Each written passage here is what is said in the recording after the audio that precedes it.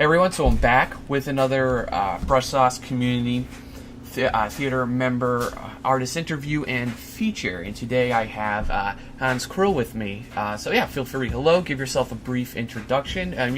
Maybe start us off. Tell us a little bit of your artistic history. Hi, my artistic history. Yeah, so I'm Hans Krill. I'm from the Netherlands. I'm 33 years old and two kids who are currently screaming in the background, as you may be aware of or not. My artistic background. I don't really have an artistic background, actually. How long have you been drawing or painting? I really set my mind on becoming like a painter and to earn a living with it when I was 24. So that's been like what's that been, 8-9 years? I'm not that good at math, but yeah, something like that. And I'm completely self-taught, and yeah, still regret it to this day that I didn't go to art school or like got myself properly educated before that time. But no, yeah, you've obviously come a huge way. Yeah.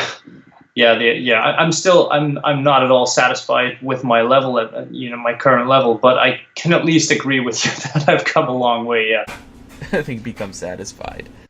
Yeah, I think it's also because you keep being confronted with other people who are just so darn productive or just better than you and everything, and you can feel your time slipping away. We just discussed that, but yeah. Yeah, because everyone has a different circumstance, a different life setup. Some people don't have to work a 9 to 5. Some people, have 5 kids. It's everyone's coming from a different background. But yeah, we always kind of feel, I feel that strain that when you see somebody so active or growing so fast, it's just like, you look for something to bite or hold on to. Yeah. Yep.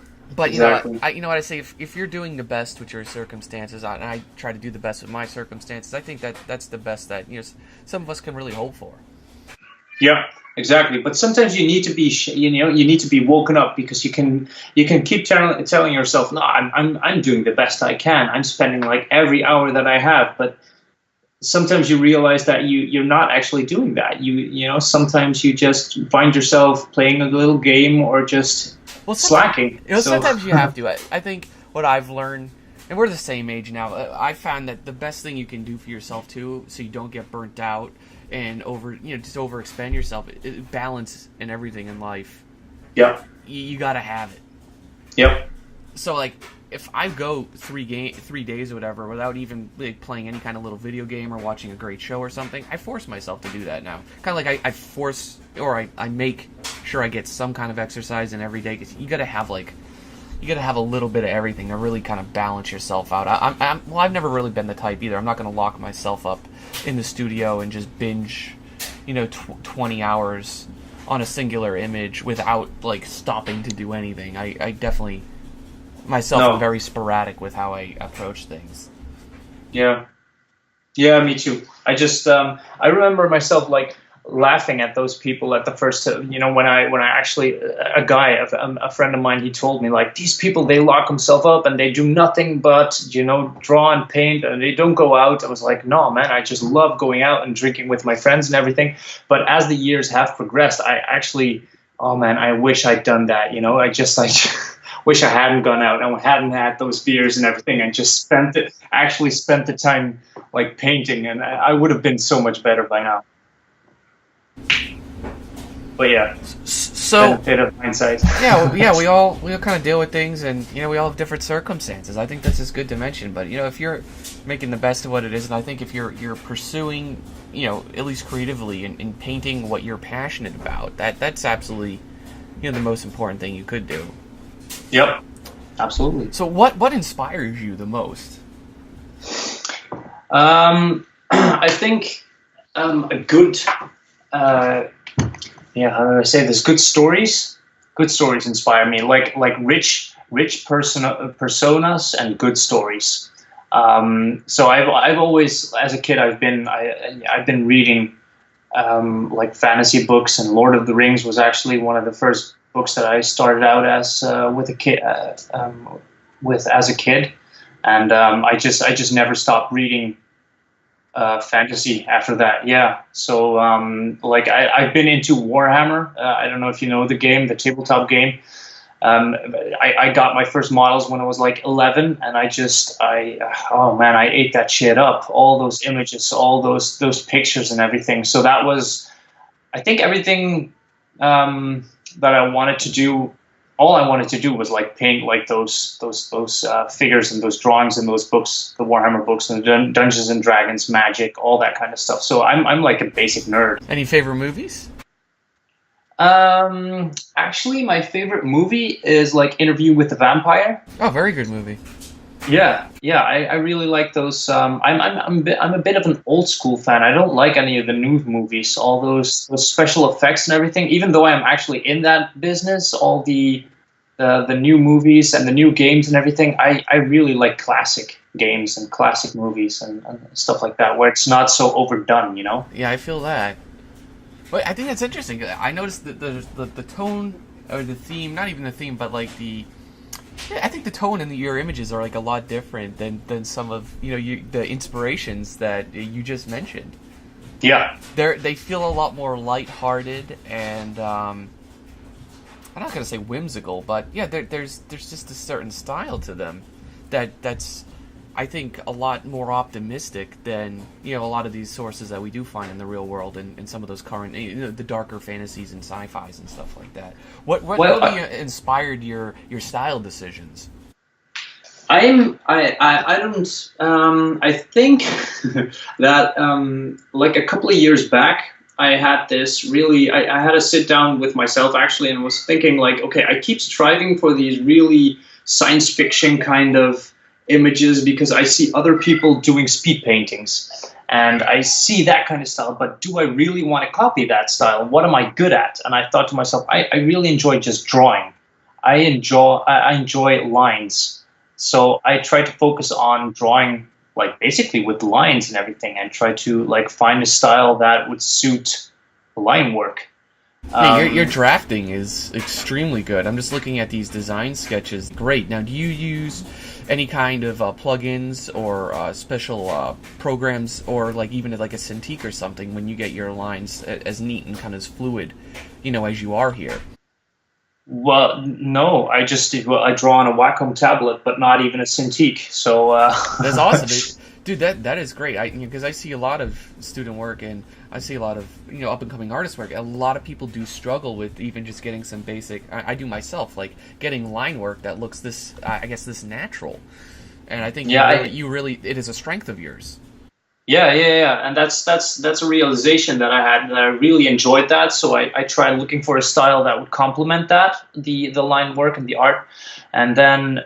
More recently, I've come to realize that, okay, that's all well and good, and I've enjoyed this little thing, and I know that I can do this. I know that I can pull this off now, so I'm trying to get into value more and design by value and color and everything. So I'm trying to take it to the next step because I feel like, okay, there's still so much more to learn about line work and everything, but I feel like I need to move on past it. Like the rest will come by itself, So I'm ready for the next step. But that really, so I guess all of my stuff, I just work it out in lines first. There's like, I just feel so much more comfortable, like working out details in lines at first. And then, once I have like, okay, this is a solid understanding of what I want to be drawing, then I'll fill it up with value and color and everything. But designing with value and color, that is something that I'm only just beginning to learn and understand. So, like on this piece here at the house, you drew it out first, right? You didn't design it. Did you design it? I don't remember. Did you design this with value and shape, or did you do a kind of comprehensive line drawing first? No, I did a comprehensive line drawing first because, like, basically of the house. Yep. So the house was... Yeah, we had the house design, which you can see, in this previous design. It's right here, and then we basically enlarged it, gave it a setting, and then we were working mostly with you doing... finding this great painterly style that fits well with your drawing, so they're going, kind of hand in hand with each other, and they're going in the same direction, with the current. They're not doing something that kind of contradicts each other. Yeah. So that was kind of I just filled it up. I took that line drawing and then I filled it up with basic shapes and everything. But I remember you actually gave me some insights in how to push those shapes further and to make them look more like, as if they were painted on, instead of like I used a line tool and just hit the fill button and everything, because I really detest that style. I like it in some places, but then you really need to have that painterly style somewhere else, and I didn't, by myself, I didn't really know how to achieve that, so you really helped me with that. Oh, great to hear. Yeah. You had mentioned too early, and I wanted to touch upon that now that you did, that earlier on you were seeing what was popular, what was trending, and you thought, that's what you wanted to try, but then you made that conscious decision, like, look, they're doing it, this is cool, and you can certainly respect and you like what someone else is doing, but that doesn't necessarily mean that you have to follow that path, or that it's the best, it's that best fit for you. Yeah. And I wanted to mention, because I see that all the time, like for instance, like on Facebook or something, or you see a popular artist like John Park. He really is passionate about history and about World War II and all that stuff, but he's also got like a real passion for classical painters and stuff. He knows them all by name. He has libraries of them, and he tries to mix his two passions. He's like, I want to do these romanticized kind of traditional looking paintings of World War II, but then you see dozens, maybe even hundreds of other artists like seeing, he's doing that, so I'm going to do that too. It's like, well, his is so good because his passion is there. That's what he truly, really likes. Now, if I were, maybe even you were like, oh, that's popular, so let's try this that day. I don't think there's any way, no matter how skilled or, on a technical level we are, that it's going to be quite as good as his, because he's the one with that original source of passion for it, and that's what he really likes. Yeah, absolutely. That's what you see with a lot of like artists right now out there, like on social media and everything. I see a lot of images just popping up, and where there's and I don't know if Loish was the first one to use that style or anything. I haven't done any research past that point. Yeah, Loish, but yeah, exactly. But you see a lot of people, and always their style reminds me of her style, and I don't know if that's the right way to look at it, or if it's the other way around. I don't know. Maybe she's the copycat. I couldn't tell you, but I just keep telling myself, these are like, what are these people thinking? I think it might be they might be seduced by the social media, where there's like a lot of likes to be earned by a certain style, and like you can just post an attractive girl in a pose, and just with some hair in that kind of style, and then you get a ton of likes. Yes. So it may be that, Awesome. So people can also find you on Instagram. I just kind of thumbed over to this, and you've recently just started, I guess even 9 hours ago. This is obviously a Game of Thrones study. You want to talk about that? Give us like a little, what are your goals? What are you hoping to, get? How far are you going to go with these? I mean, they look great. Yeah, this is actually, I created this account today, actually. 10 hours ago. Everything you'll see is like posted 10 hours ago. I'm following you. But yeah, I actually started on, like, I don't use social media that much. Maybe I should, but maybe until today I didn't really like value it correctly, maybe, or I didn't think it was worth my time. So I just post something on I put something on Facebook, and I don't even have like a separate Facebook page for my, me and myself as an artist. I think more and more people are not going that route these days. Yeah. I made a separate one like 5 years ago, but it's like I get like just as many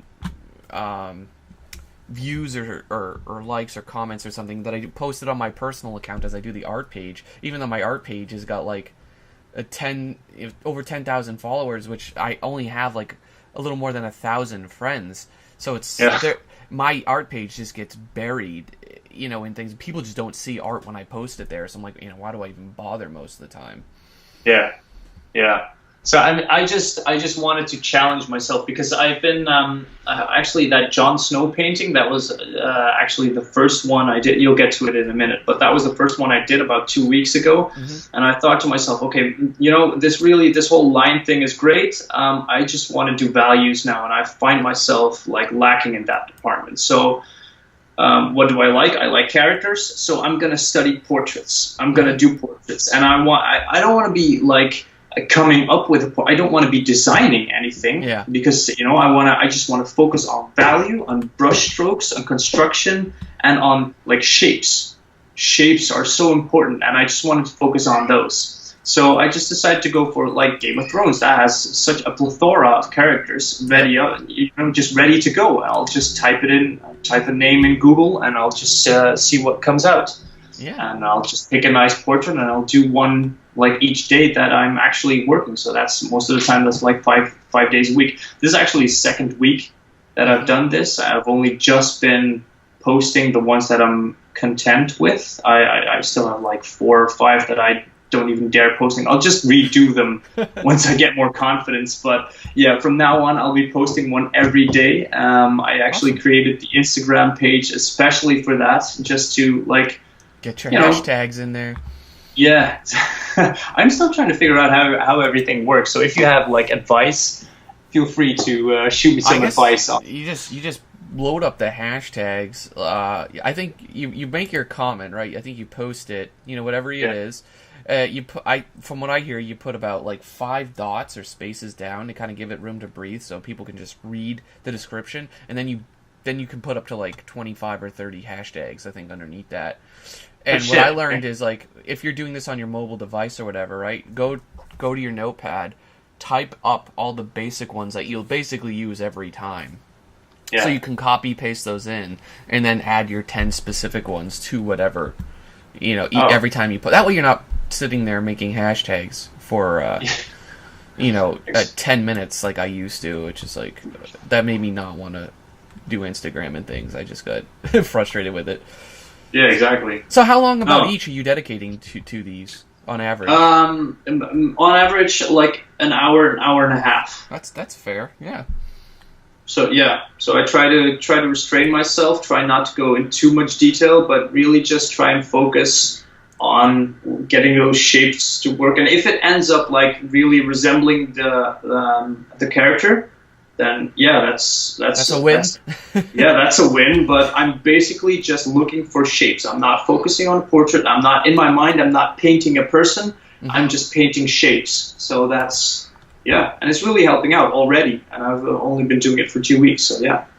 So what are your favorite type of characters to design? Since I think this is where you kind of come from, right? You character design, I think, is what you said your most favorite passion.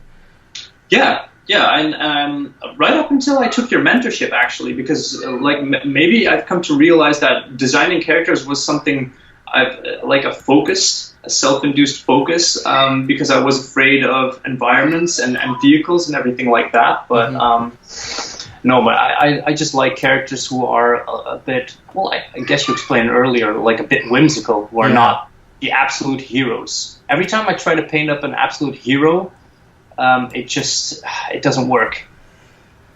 Yeah, I can relate to that. It's tough. I think I build them up in my head or put them on some kind of pedestal, and it's like no matter what I do, it doesn't quite live up to it when I paint or draw it. Yeah, exactly. No, these are great. Yeah, those are actually fun. Yeah, like that's like really dynamic. Awesome job. Yep. Thanks. Yeah, those are actually for a card game. I think it went bankrupt, but it was for like the Spoils. I don't know if you've heard about. I haven't, but a trading card game. Mm-hmm. And it was basically from it was an American company, and then it got bought by some Danish company or something. But I tried like hooking up with them again a couple of months ago, and I read that they'd failed, so they'd gone bankrupt. It happens a lot. That happens all the time, yeah. All the time. I like this. These guys are... guys are really cool. A lot of character in your character. Yeah, those are actually... Yeah, those were for a game that we were producing with a company.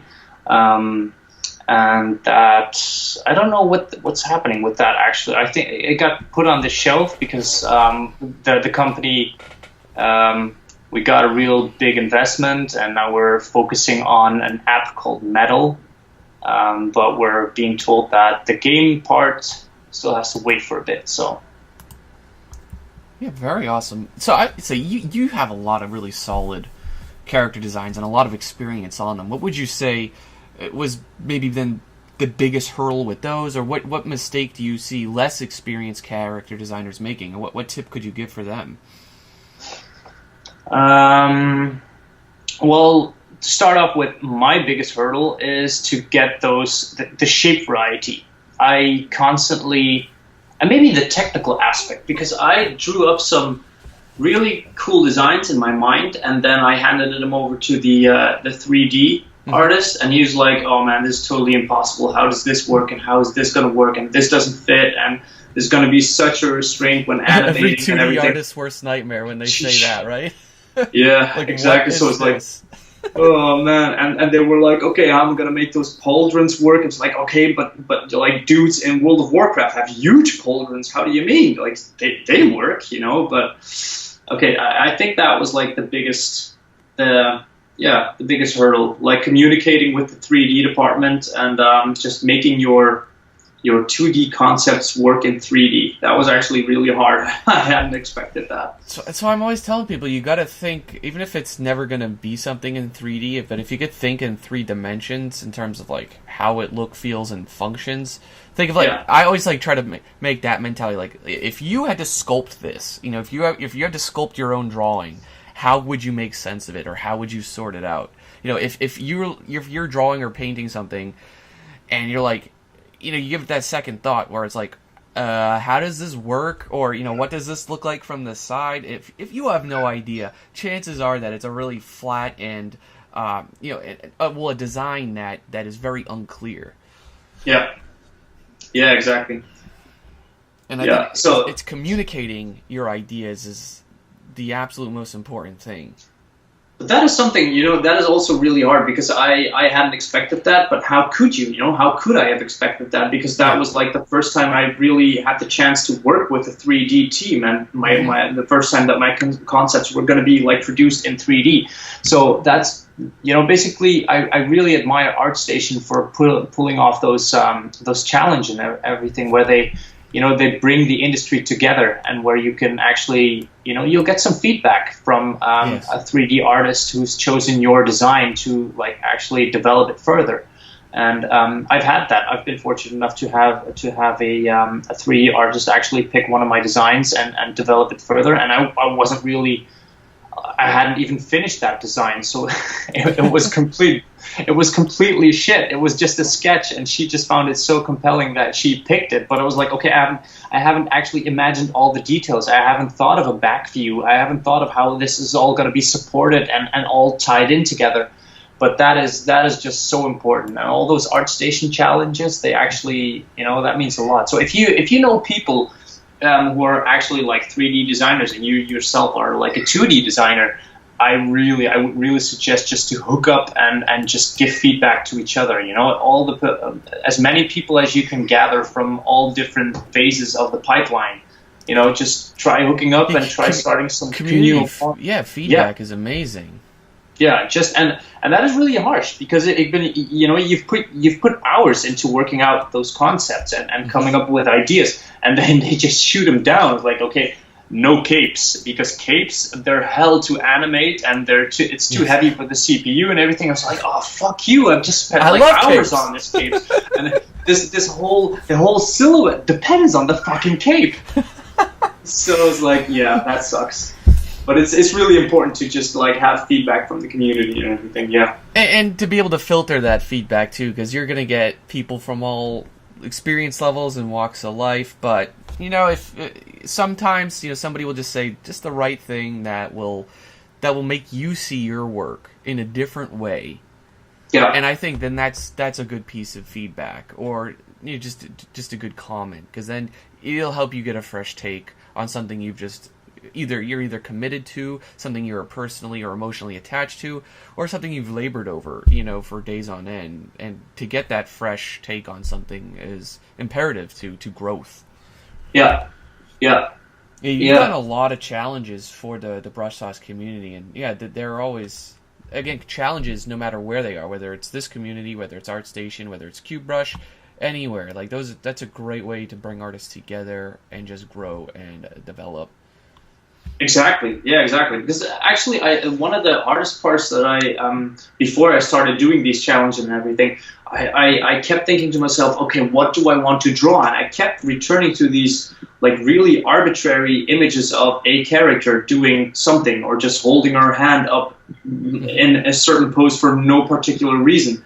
And then I thought, okay, I came upon Brush Sauce Theater with all the challenges and everything. It's like, okay, finally, this gives me something. I don't have to come up with a story from scratch. You personally, you provide the parameters for the story, and I can just work within those parameters. So that is like really liberating in some way. That's something I've been doing a lot too with. I mean, maybe I got to separate myself eventually from it, but if you don't know what to draw, I always like to build parameters, make yourself a design goal, an outcome, and basically take it one step further and art direct yourself so that you have something kind of really fleshed out before you even put your pen to the pencil, or your pencil to the paper or whatever. That way, it'll be really enriched with multi-level. Or multi-layered ideas, and it's not something one note, it's not something one-dimensional, but it's something that has some thought, has some background, has some maybe historic or cultural references in it that just kind of pushes you beyond doing the generic. So I guess if you find yourself wound up doing any mundane designs or drawings, or you're doing things that are generic, probably need to take a step back and work out the idea and what you're trying to express with it. Yeah, and it can be, because actually this is one of the things that you taught me during the course, is like people keep stressing the importance of reference, but then I thought, okay, so I grab a couple of pictures, I look at them, and blam, that's reference, right? But then you step by step, you explained, like during the videos you sent me and everything, like, okay, you take the reference and you actually draw over the reference. Like, okay, drawing over the reference, I thought that was really bad, But let me show you, just because you mentioned that. I was doing that now with this piece, just because, not that I'm trying to just shove it in, but I did that exact same thing right here for this personal piece. I took this reference photo, and I had this grand vision for how it will work in this fantasy setting of mine. So I just photo batched it up. I traced over the forms and contours. And I shamelessly dropped in some ships to sell to scale. Because this is I think in real life, I think a person might be about waist high here. It's not that large, so I tried to shift the whole scale of things and to kind of work it out. But yeah, I do that sort of thing all the time, and I like to encourage. That's one of the most obvious things. Like, once you become an experienced painter or designer, you can look at somebody that's less experienced and instantly know that you're just making that up out of your head, and you're not drawing upon that from anything. Yeah. And that is the more obvious, the more experienced you get. Yeah. And again, this is another sheet from the same image. I'm very particular about the reference I pick, what I'm going to do with it. I try to theme things. I try to figure out percentages of reference.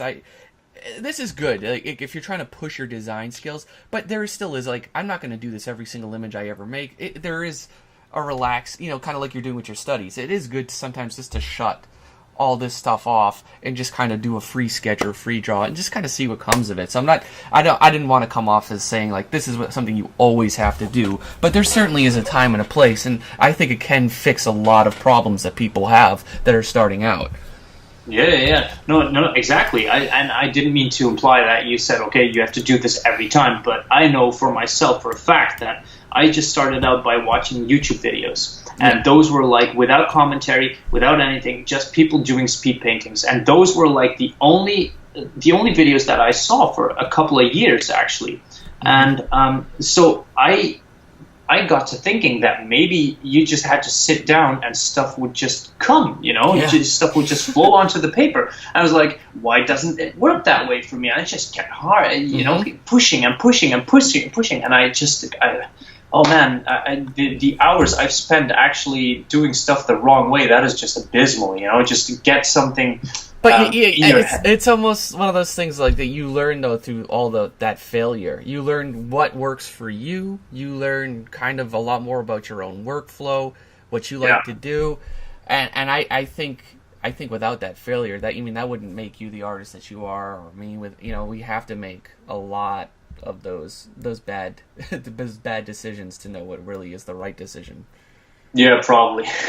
Probably. But that is like the extent to which you use like reference and just you break it down and everything. That sort of planning, that was really new for me. And I think I really integrated that into my workflow at the moment. And it just helped so much. That is such a relief. So some people are really good at just taking something abstract or something kind of free-flowing and just kind of going with it, and they have usually a lot of experience, and they can just turn it into something that they know or some kind of memory that they have, and it works. I know for me, I struggle with that, and I even have a hard time visualizing and sorting it out in my head what I want to create first. And so to make sure it's worth my while and effort, I do like to, maybe over-reference, I like to sort it out, I like to mind map my ideas through, and I like to be extremely thorough with things. Whether it's good or bad, or whether that even work for other people, it's hard to say, but I definitely learned that about myself through trying to kind of create nonsense or just jumping into paintings before thinking through what I'm trying to express with that. Yeah. Because I think at the end of the day, right, we all want to create things because we have like something we want to say or a story we want to show. And I watch a lot of swatches from Clint Cleary's stuff. And people are submitting portfolios and stuff to him all the time, his patrons and stuff. And a lot of the feedback he's giving, it's like, this is okay, but I don't understand the context of this.